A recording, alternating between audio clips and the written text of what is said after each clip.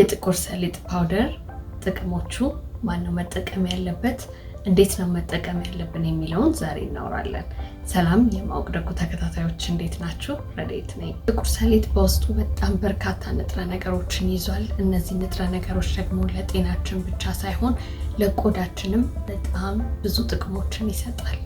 ጥቁር ሰሊጥን ለቆዳችን ለመጠቀም መጀመሪያ እንፈጨዋለን። ከዛ በኋላ ዱቄቱን በተለያየ ግብአት ደባልቀን ስንቀባው ቆዳችንን የመጀመሪያው ያድሰዋል፣ ሁለተኛ ብራይት ያደርገዋል፣ ሶስተኛ ደግሞ እንደ ምግብ ማለት ነው ለቆዳችን።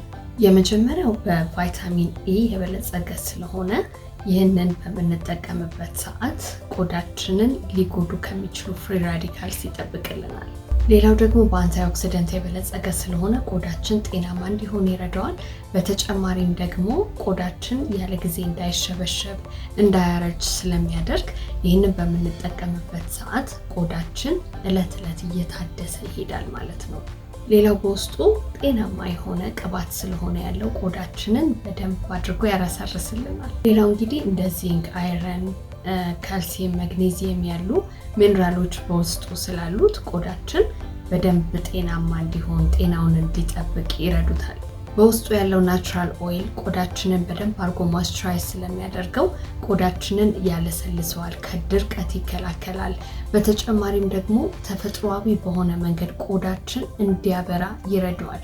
እንደዚህ ያለ ሜካፕ በቃ መውጣት የምትፈልጉ ከሆነ እንደዚህ በተፈጥሯዊ መንገድ ግሎ ማድረግ የምትፈልጉ ከሆነ ይህንን በሳምንት በቃ አንድ ጊዜ ወይ ሁለት ጊዜ እያደረጋችሁ ብትጠቀሙ ቆዳችሁ እያበራ ነው የሚሄደው። ሴንሲቲቭ ስኪን ራሱ ያላችሁ ሰዎች ይሄንን ብትጠቀሙት በጣም አሪፍ ነው። ይሄ በትንሽ ነገር ቆዳችሁ ኢሪቴትድ የሚሆን ሰዎች ካላችሁ ቆዳችሁን ይሄንን ብትጠቀሙት የቆዳ መከላከያውን ጤናማ ስለሚያደርገው ኢሪቴሽኑ እየቀነሰላችሁ ይሄዳል። ስለዚህ ይሄ በጣም ቆንጆ የፊት ማስክ ነው ዛሬ የማሳያችሁ። ሌላው ደግሞ ይሄንን ማስክ በጣም የምወደው የቆዳ መሸብሸብ ፊታችን ላይ ያለ መስመር ካለ ሪንክልስ ካለ እነሱን ነገሮች በሂደት ያጠፋቸዋል እና በጣም በተፈጥሮ የምንጠቀመው ቆንጆ የፊት ማስክ ነው።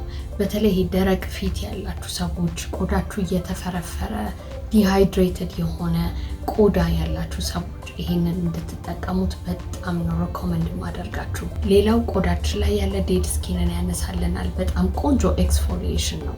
ይሄንን ማነው መጠቀም የሚችለው?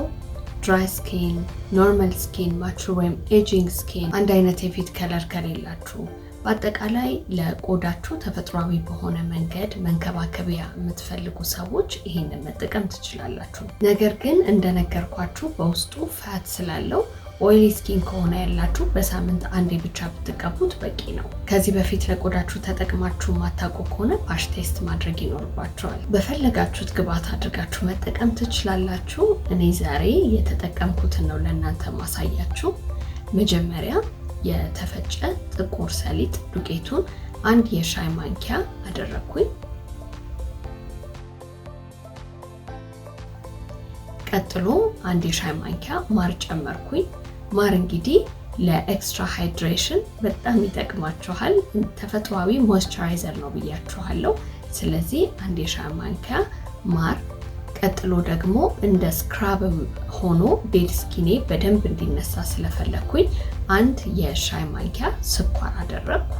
ቀጥሎ ደግሞ ከሌላችሁ በውሃ ማድረግ ትችላላችሁ። ካላችሁ ግን የጽጌረዳ ውሃ ወይም የሮዝ ዋተር ካላችሁ እሱን ብታደርጉት የበለጠ ቆንጆ ነው። ከሌላችሁ ግን በውሃ ብቻ መጠቀም ትችላላችሁ።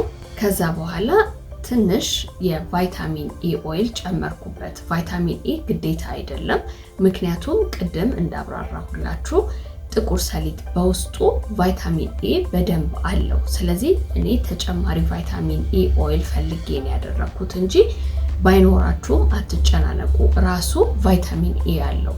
ከዛ ይህንን ውህድ በደንብ አድርጋችሁ ታዋህዱታላችሁ። ልክ እንደምታዩት ይህንን ፊታችሁ ላይ አፕላይ ከማድረጋችሁ በፊት ፊታችሁን በደንብ አድርጋችሁ መታጠብ ይኖርባችኋል።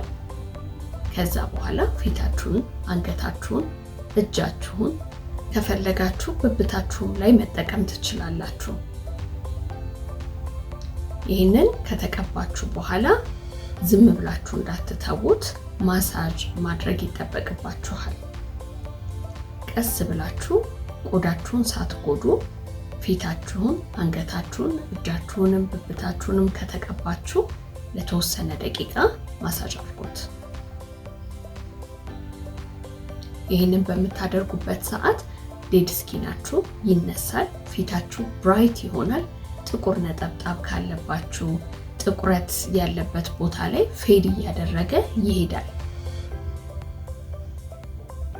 ማታ ብትቀቡት የበለጠ ቆንጆ ይሆናል። ምክንያቱም ይሄንን ካደረጋችሁ በኋላ በደንብ ረፍት ስለምታደርጉ ቆዳችሁ ላይ ማየት የምትፈልጉትን ውጤት ጠዋት ስትነሱ ታዩታላችሁ። በጣም ነው ግሎ የሚያደርገው። እንዴት እንደሚያምር ልነግራችሁ አልችልም። ደረቅ የሆነ ቆዳ ከሆነ ያላችሁና ሰንሲቲቭ የሆነ ቆዳ ከሆነ ያላችሁ ይሄንን በሳምንት 3 የራሱ ብትጠቀሙት በጣም ቆንጆ ነው። ኦይሊ ስኪን ከሆነ ያላችሁ በሳምንት 1 ብቻ በቂ ነው፣ አታብዙት። ኖርማል ስኪን ከሆነ ያላችሁ በሳምንት 2ም 1 በቂ ነው።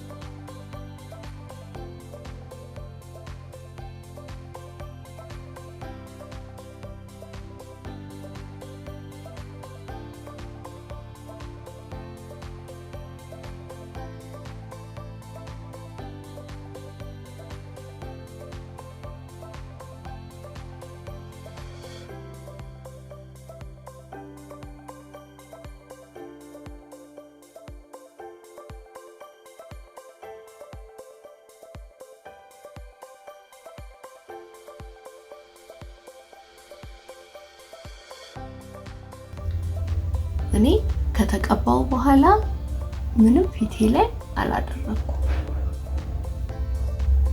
ከዚህ በፊት ለሽበት ራሱ በጣም እንደሚጠቅም ነግሬያችኋለሁ።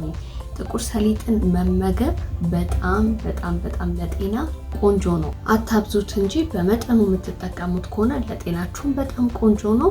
እንደገና ደግሞ በውስጡ ዚንክ፣ አይረን የመሳሰሉ ንጥረ ነገሮች በደንብ ስለያዘ የሜላኒን ምርት እንዲመረት በጣም ስለሚረዳ ፀጉራችሁ አይሸብትም። ሸብቶ ነጭ ሆኖ የወጣውን ይቀይረዋል ወደ ጥቁር ማለት ሳይሆን፣ ነገር ግን ያንን በምትመገቡበት ሰዓት አዳዲስ የሚወጡ ፀጉሮቻችሁ በደንብ ጥቁር ሆነው ይወጣሉ። ጥቁር ሰሊጥን እንድትጠቀሙ በጣም ነው የማበረታታችሁ። ከዛ በተረፈ ለቆዳችሁ ሞክራችሁ የምታውቁ ሰዎች ካላችሁ በኮሜንት ሴክሽን ላይ ያላችሁን ኤክስፒሪየንስ ብታካፍሉኝ በጣም ነው ደስ የሚለኝ። ባለፈው በሰራሁት ቪዲዮ ደግሞ ይሄንን በተመለከተ የሞከራችሁ ካላችሁ ንገሩኝ። በሌላ ጠቃሚ ቪዲዮ እመጣለሁ። ይሄንን ቪዲዮ ከወደዳችሁት ላይክ፣ ሼር፣ ሰብስክራይብ ማድረጋችሁን አትርሱ። ባይ